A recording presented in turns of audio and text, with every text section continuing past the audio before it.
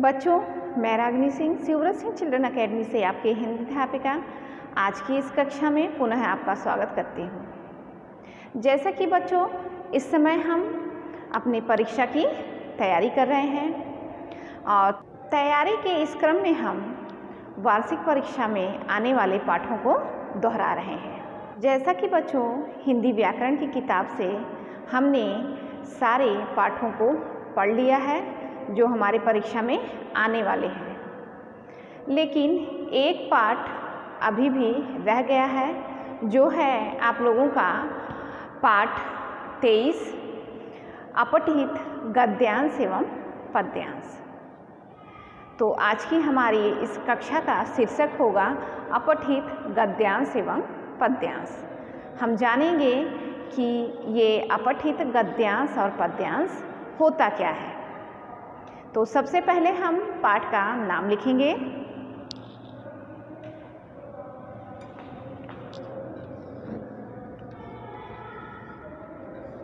पाठ 23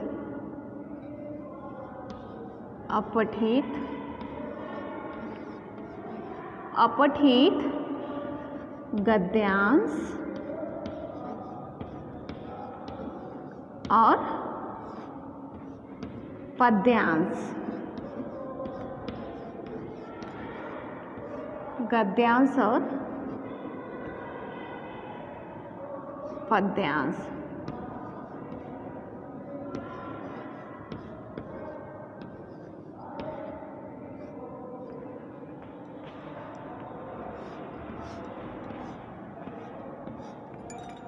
सबसे पहले हम जानेंगे अपठित गद्यांश को। अपठित अर्थात जो पहले पढ़ा गया न हो। पठित का अर्थ होता है बच्चों जो पढ़ा गया हो और अपठित का अर्थ होता है जो पढ़ा न गया हो। अपठित गद्यांश एवं पद्यांश संबंधित प्रश्न परीक्षा में पूछे जाने का इस बच्चों में लिखित सामग्री को पढ़कर उसका आशय समझने की क्षमता को परखना होता है। इसके द्वारा बच्चों के पढ़कर उसका आशय समझकर उनके उत्तर देने की क्षमता को परखा जाता है। तो ये तो था अपठित के विषय में कि अपठित होता क्या है। अब हम जानते हैं अपठित पद्यांश एवं गद्यांश के विषय में। गद्यांश का अर्थ होता है गद्य लेख का कोई संक्षिप्त भाग या उसे हम अनुच्छेद भी कह सकते हैं। गद्य का लिखित एक भाग दिया जाता है जिससे कुछ प्रश्न पूछे जाते हैं और उसके प्रश्नों के उत्तर पढ़कर एवं समझकर हमें देने होते हैं और उसका उत्तर अपने शब्दों में लिखना होता है। तो ये तो हुआ अपठित गद्यांश के विषय में। अब हम जानते हैं पद्यांश के विषय में। जिस तरह गद्यांश होता है गद्य लेख का अंश, उसी तरह पद्यांश भी कविता का अंश होता है। कविता का संक्षिप्त भाग होता है जिसको हम पहले पढ़े नहीं होते हैं। कविता को पढ़कर उसके आशय को समझकर उन्हीं से प्रश्नों के उत्तर देने होते हैं। तो आज तो इस कक्षा में हम जानेंगे अपठित गद्यांश के विषय में कि अपठित गद्यांश हम हल कैसे करते हैं। एक उदाहरण है ये आप लोगों के लिए कि अगर अपठित गद्यांश परीक्षा में आता है तो उसको हम किस तरह हल करेंगे या उसके प्रश्नों को हम किस तरह हम उत्तर देंगे। तो सबसे पहले हम गद्यांश के भाग को यहाँ पर लिखेंगे, उसके बाद उससे कुछ प्रश्न पूछेंगे और उसके उत्तर को भी बताएंगे। तो सबसे पहले हम गद्यांश लिखेंगे।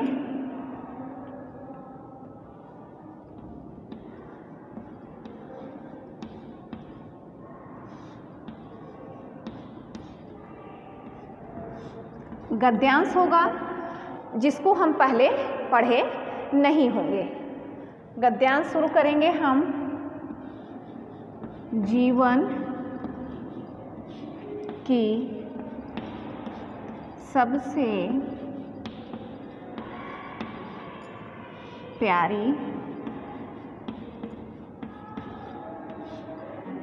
और उत्तम से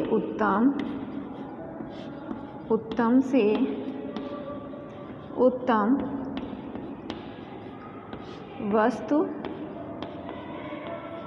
है हंसी।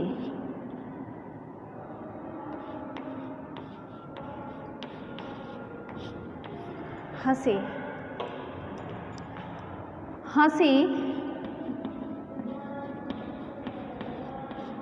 पाचन शक्ति और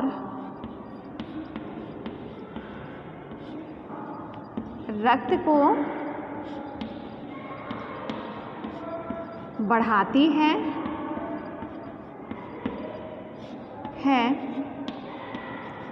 साथ ही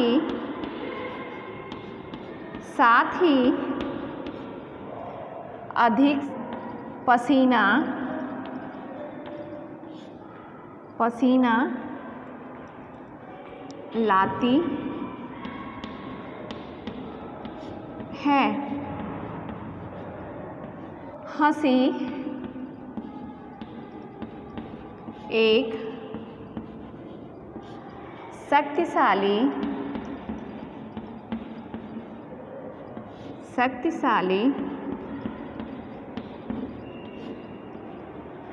दवा है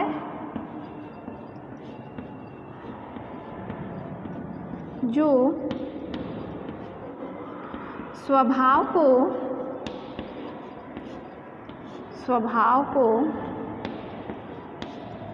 अच्छा करती है और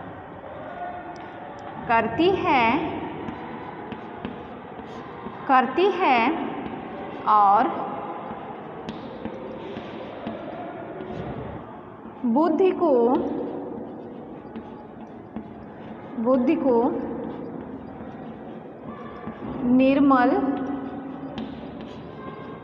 निर्मल करती है।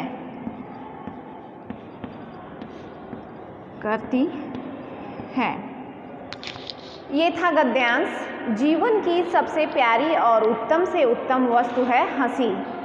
हंसी पाचन शक्ति और रक्त को बढ़ाती है, साथ ही अधिक पसीना लाती है। हंसी एक शक्तिशाली दवा है जो स्वभाव को अच्छा करती है और बुद्धि को निर्मल करती है।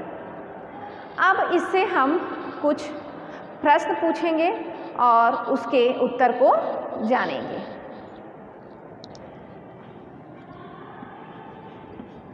प्रश्न।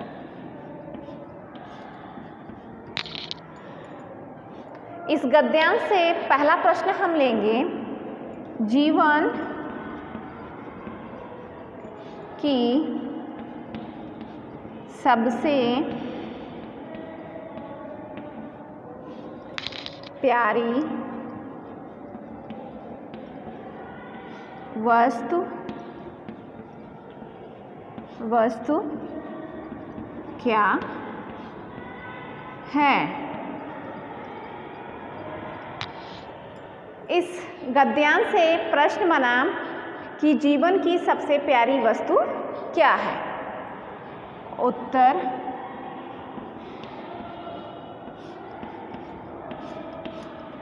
अब इस प्रश्न के उत्तर को हमें इसी गद्यांश से ढूंढना है या पढ़कर समझना और जानना है कि इस प्रश्न का उत्तर क्या होगा। तो जीवन की सबसे प्यारी वस्तु क्या है, ये है प्रश्न। उत्तर है, गद्यांश की शुरुआत ही हुई है कि जीवन की सबसे प्यारी और उत्तम से उत्तम वस्तु है हंसी। यहाँ पर हम पूरी कोशिश करेंगे कि प्रश्नों के जो उत्तर हों वे पूरे के पूरे हों, अर्थात वाक्यों के साथ हों। अगर समय नहीं है तो आप लोग प्रश्न के मूल उत्तर को भी अगर लिखते हैं तो वो प्रश्न का उत्तर सही माना जाएगा। जैसे इस प्रश्न के उत्तर को हम ऐसे भी बता सकते हैं कि जीवन की सबसे प्यारी वस्तु क्या है? तो जीवन की सबसे प्यारी और उत्तम वस्तु हमने पढ़ा हंसी। तो इसका मूल उत्तर हम बता सकते हैं कि हंसी। लेकिन हम पूरा प्रयास करेंगे कि उत्तर पूरा दें कि जीवन की सबसे प्यारी वस्तु हंसी है। हंसी है। ये तो हो गया प्रश्न का उत्तर। गद्यांश से दूसरा प्रश्न हम लेंगे कि हंसी क्या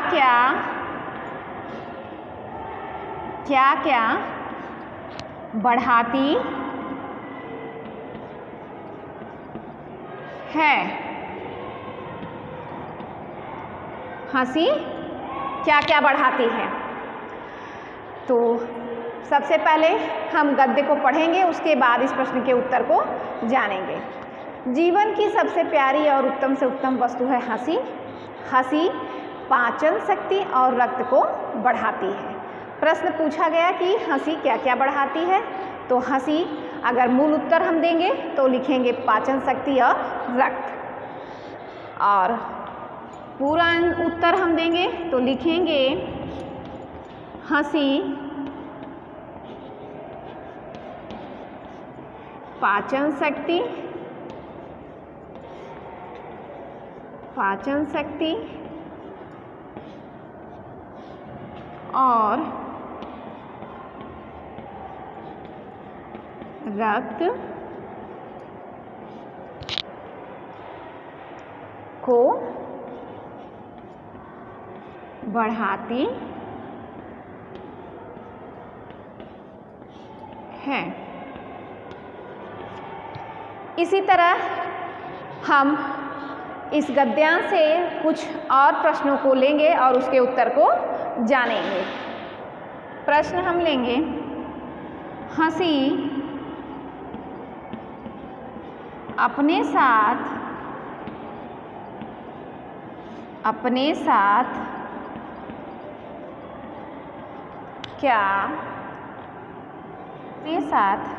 क्या लाती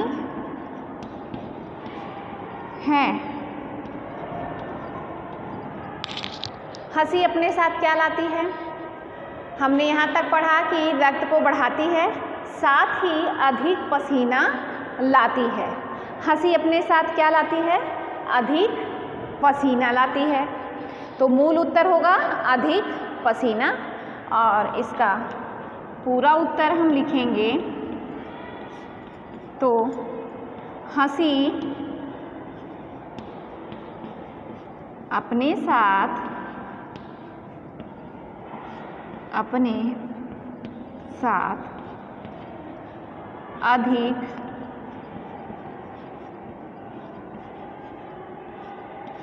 अधिक पसीना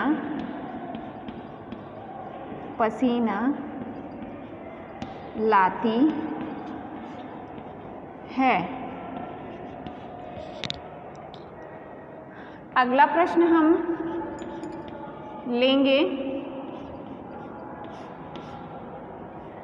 हंसी से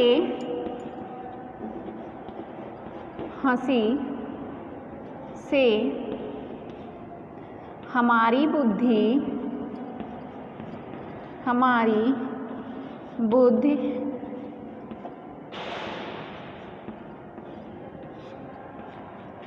क्या होती है?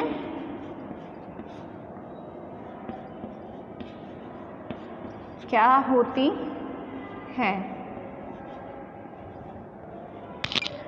उत्तर हम जानेंगे,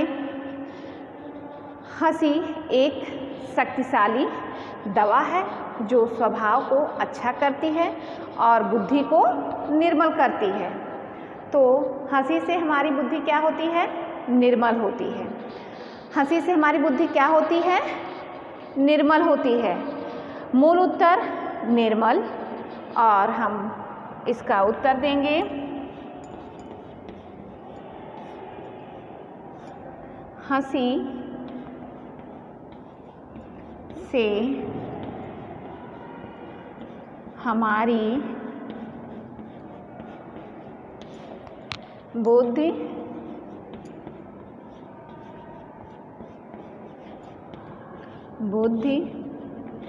निर्मल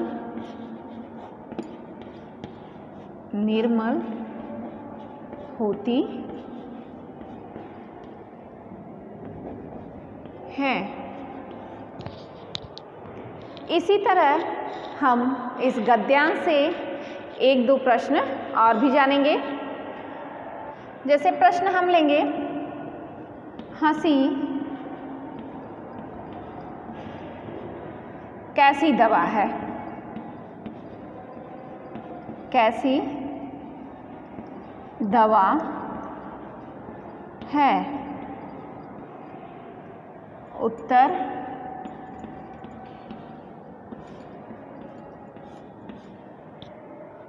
गद्यांश को पढ़ते हुए हम उत्तर देंगे। तो अधिक पसीना लाती है, हंसी एक शक्तिशाली दवा है।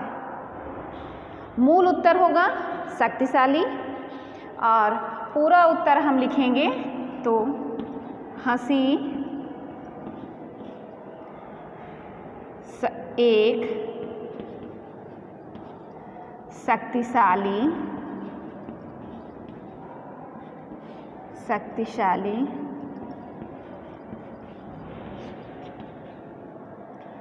दवा है। एक प्रश्न हम और लेंगे, आखिरी प्रश्न,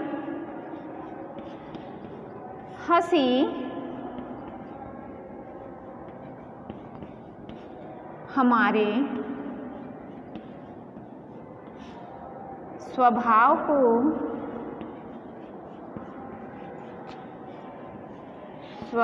को कैसा बनाती है?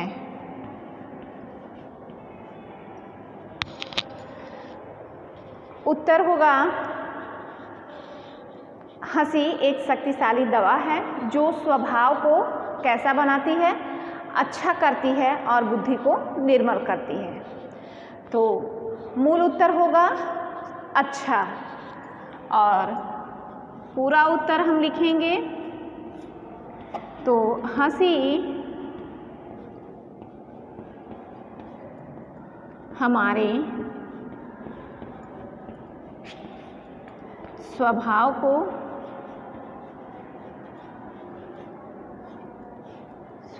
को अच्छा बनाती है।